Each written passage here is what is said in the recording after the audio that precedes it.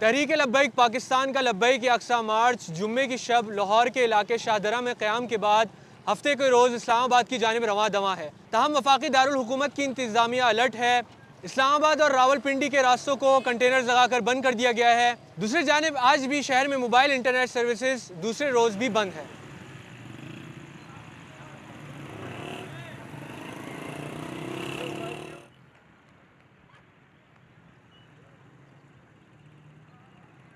मैं इस वक्त फैज़ाबाद के मकाम पर मौजूद हूँ। यहाँ पर रखे कंटेनर्स देखे जा सकते हैं, जिसकी वजह से शहरी काफ़ी मुश्किलात का सामना कर रहे हैं।